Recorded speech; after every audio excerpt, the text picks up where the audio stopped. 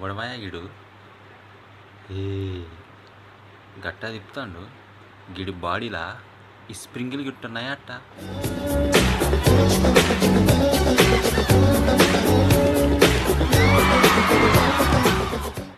అవును గిడి పేరేందివా?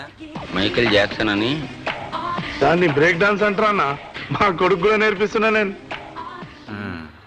అచ్చా నువ్వు గిట్ట నేర్చుకో, మంచిగా ఉంటుంది.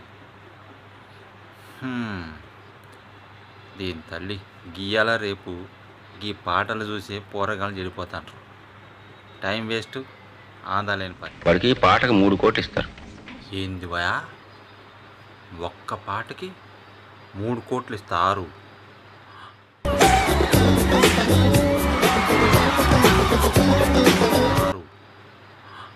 అచ్చా గట్లయితే మనం ఎన్ని సారా కాంట్రాక్ట్ పాటలు పాడితే వస్తేవాయా గిన్నిగానం పైసలు?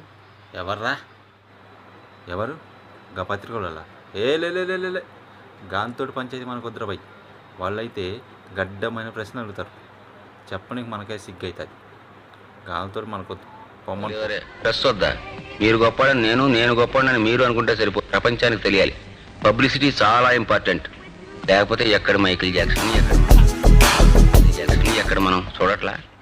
గట్లయితే పత్రికలకి ఇంటర్వ్యూ ఇస్తే మనం కూడా పబ్లిక్ అవుతామన్నట్టు. రేయ్ గట్లయితే వాళ్ళని రమ్మ